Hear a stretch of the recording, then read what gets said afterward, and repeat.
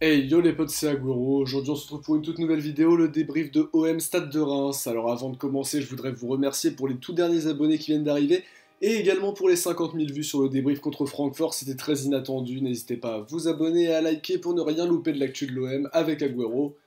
Alors pour commencer tout de suite, c'était l'occasion ce soir de se racheter pour les Marseillais à 3 points de Lyon. Ils peuvent en cas de succès par 3 buts d'écart passer 3ème à 1 point de Montpellier, mais finalement ce ne sera pas encore le cas avec ce score nul et vierge 0-0 contre la 3ème meilleure défense du championnat. Pour le 11, Rudy Garcia aligne une équipe en 4-2-3-1 visiblement, avec Mandanda au but, Sarr et Sakai sur les deux côtés de la défense, avec Sakai qui continue son intérim à gauche avec Amavi qui sort du groupe, une charnière à l'ancienne Rami Rolando, un milieu Gustavo Lopez, un trio Ocampos Payet Thauvin avec Germain devant. En première mi-temps, l'OM commence bien et fait bien circuler le ballon, sans parvenir toutefois à avoir de franches occasions malgré quelques bons mouvements offensifs. Après les 20 premières minutes, on commence à être un petit peu moins bien, mis à part un bon coup franc de Payet bien sorti par l'ancien gardien marseillais Edouard Mendy. On n'a pas grand chose à se mettre sous la dent et pourtant il y aurait quelque chose à faire en deuxième mi-temps. Là, on retombe dans le travers un petit peu, une seule occasion, une frappe de Sakai au-dessus après un bon crochet, et puis plus rien, si ce n'est une combinaison Payet-Mitroglou avec un 1-2 où Mitroglou l'armée avec une petite talonnade un peu à la con qui n'amène à rien. Bref, on prendra qu'un point ce soir.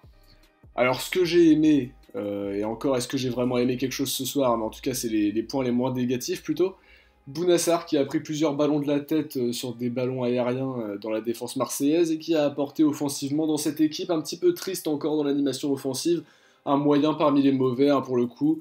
Maxime Lopez, lui qui a apporté au milieu avec de bonnes passes vers l'avant qui ont permis de se créer un semblant d'occasion, sa sortie était assez incompréhensible et il avait l'air très en colère et on le comprend.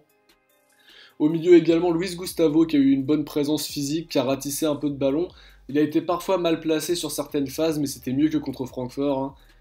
Sakai qui a apporté offensivement également sur son côté gauche sans être trop pris à défaut sur les phases défensives. Une belle occasion qui finira au-dessus en deuxième mi-temps, faudra peut-être taffer un peu la finition pour le Nippon. Mandanda qui a pas eu grand chose à faire, qui a capté les ballons qu'il fallait, même s'ils étaient un peu sur lui quand même, faut l'avouer.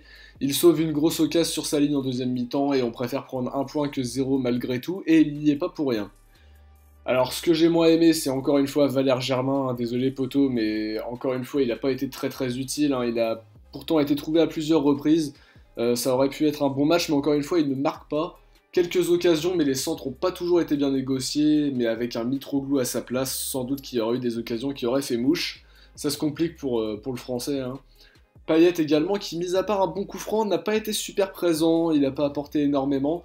Dommage pour un joueur laissé au repos contre Francfort et qu'on attend un petit peu plus sur ce genre de match quand même pour faire la différence et débloquer le score.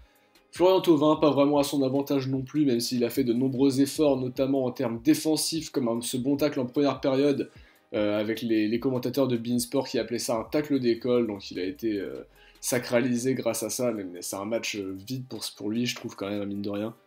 Et Rudy Garcia, coaching tardif alors que l'OM piétinait également, je l'aurais bien vu mettre un petit peu plus de rapidité avec NJ notamment, ou l'entrée de Mitroglou et Sanson à la mi-temps plutôt qu'à la 60e, le choix de ne pas convoquer Radonjic est douteux également, de même pour Tchalitachar qui n'a encore une fois pas joué et qui n'enchaîne pas les matchs, alors qu'ils ont été tous les deux, donc Tchalitachar et Radonjic, encensés en conférence de presse comme étant les joueurs qui ont été le plus intéressants contre Francfort. Incompréhensible.